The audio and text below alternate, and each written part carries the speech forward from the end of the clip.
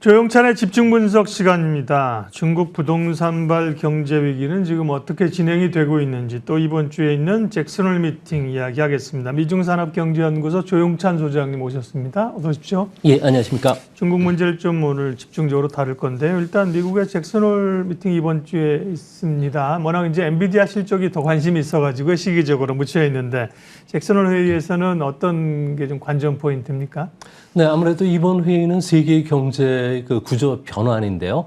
금요일 날 오후 11시 5분부터 회의가 시작이 된다고 합니다. 아무래도 과거 사례를 보면은 노타의 차림으로 격식 없이 세계 경제뿐만 아니라 금융 정책과 관련한 논의가 있어 왔는데요. 이 때문에 항상 회의 전 10일과 이후에 10일간의 주가뿐만 아니라 금리 변동성이 무척 컸었던 것으로 보여집니다. 이번에는 파월 의장의 강연과 관련해서 세 가지 단초가 제공될 것으로 보여지는데요. 7월 CPI를 근거로 해서 앞으로 인플레이션과 관련된 어떤 의식 변화가 있는지가 중요합니다. 하지만 여전히 데이터를 중시하겠다는 이야기가 나온다면은 8월 CPI가 발표되는 9월 13일 지표까지 보고서 9월 달 금리 인상 여부를 결정할 것으로 보여지고요.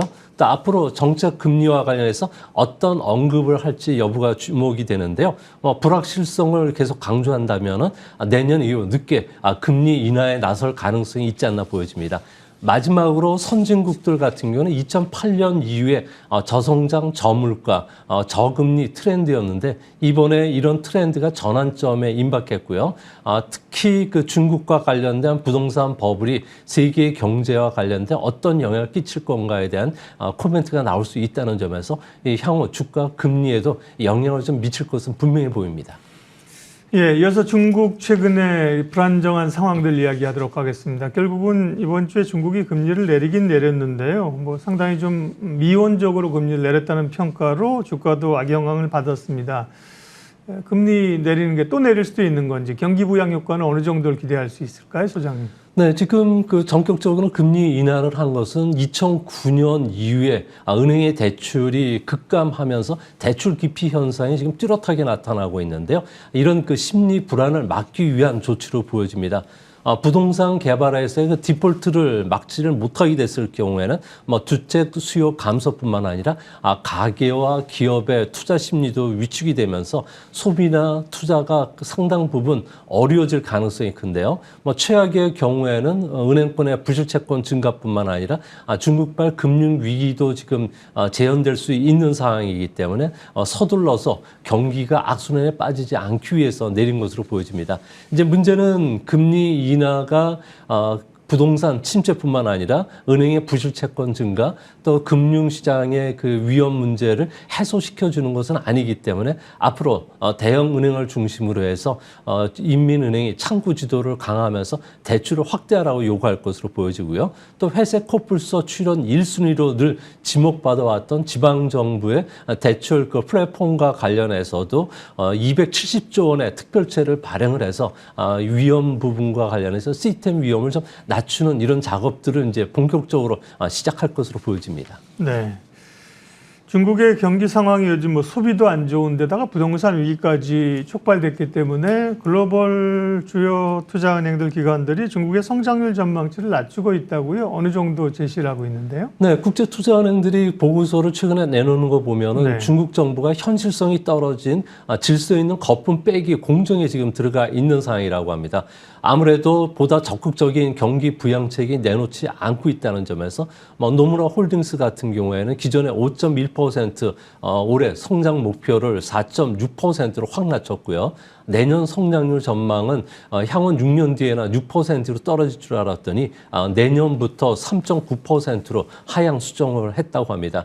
이뿐만 아니라 모건 스탠리 같은 경우에도 4.7%, JP 모건도 올해 4.8%까지 성장을 좀 낮췄는데요.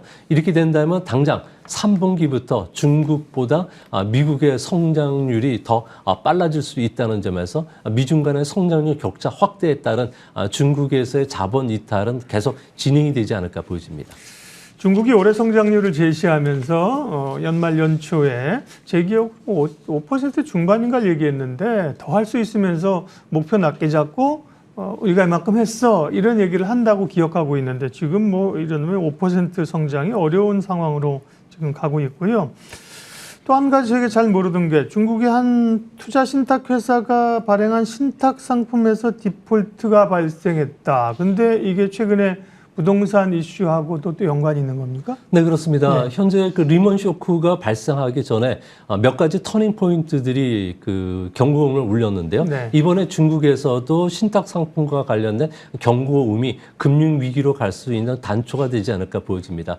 뭐 현재 중국에서는 그 중농이라고 하는 대 그 금융 기업의 자회사가 현재 4건의 신탁 상품과 관련해서는 디폴트가 일어났는데요. 이 그 중식 그 기업 집단 같은 경우에는 중농처럼 4개의 그 투자 회사들을 갖고 있습니다. 여기에는 무려 규모가 한 180조 원 정도 되는 자산을 관리를 하고 있기 때문에 이 중에서도 규제가 느슨하고 복잡한 금융 상품들을 발행하면서 실질적으로 이것을 갖고 있는 은행과 보험회사들 같은 경우에도 환매 요구를 지금 하고 있는 상황인데요. 예. 중국 정부는 이거와 관련된 보도 지침을 내리면서 어떤 보도도 좀 하지는 못하고 있기는 하지만 현재 상황에서는 이거와 관련된 뱅크런 사태들이 일어나면서 향후에 투자 신탁과 관련된 부도 위험이 점점 높아질 가능성은 현재로서는 계속 올라가는 것으로 보여집니다. 네, 투자 신탁 상품이니까 이제 고객들이 맡긴 돈인데 그거를 환매 요청하지 못하고 있다. 개인이나 뭐 기업이 있을 수 있는데요.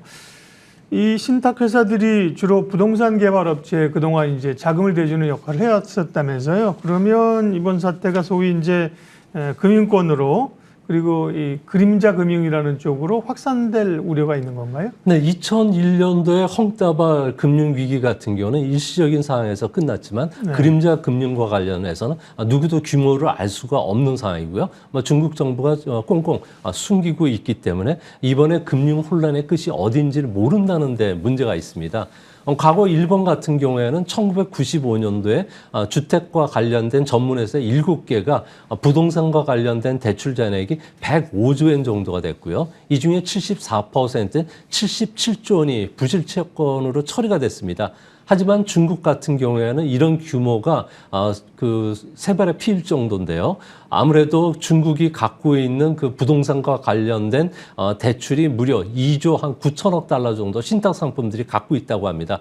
일본에 비하면 일본은 2.7%에 불과했다는 점인데요. 이 때문에 중국인들 같은 경우에는 신탁 상품 같은 경우에 대부분 지방 정부 그리고 국유기업이 갖고 있기 때문에 정부가 암묵적인 보증을 해줬다는 그런 신뢰감이 있었다고 합니다. 이번 사태로 인해서 이런 신뢰감이 깨졌기 때문에 앞으로 부동산 개발회사에 이어서 금융상품 그 불확실성을 높이는 이런 역할도 여기서 좀 이 얘기가 되는 것으로 보여집니다. 네.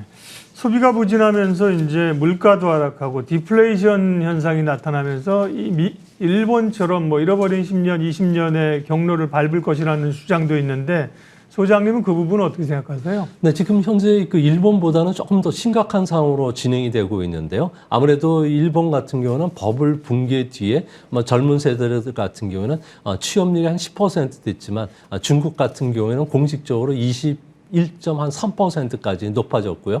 비공식적으로는 46.5%까지 높아진 상황이라고 합니다.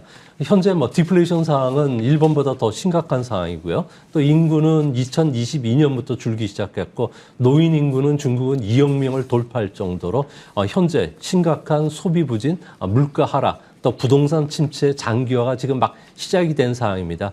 하지만 새 성장 엔진을 찾기 위해서 중국 정부가 노력을 하지 않고 있고요. IT 기업뿐만 아니라 게임 업체, 교육 업계에 대해서 다양한 통제를 계속하고 있고요. 지금도 부동산과 관련된 부실채권과 관련해서 질서 있는 퇴출을 계속 이야기를 하고 있다는 점에서 현실과는 동떨어진 이런 정책이 아무래도 중국 경제에는 상당히 부담 요인이 되지 않을까 생각이 됩니다. 네. 그러게요. 부동산 위기에 이어서 또 신탁회사들까지 디폴트를 환매 요청을 거부하고 있다. 이런 게 이제 부담스러운 소식으로 이제 오늘 전해졌습니다. 오늘은 시간상 여기까지 좀 하겠고요. 또 위안화 얘기나 못다한 얘기는 이제 다음 시간에 또 좀 얘기를 이어서 하도록 하겠습니다. 미중산업경제연구소 조용찬 소장님 함께했습니다. 고맙습니다. 네, 감사합니다. 네, 지수는 2,500 뭐 언저리까지 좀 내려왔고요. 코스닥은 1%가량 하락으로 조정을 진행하고 있네요. 이슈 앤뷰는 오늘 여기까지 해서 마무리하도록 하겠습니다. 고맙습니다.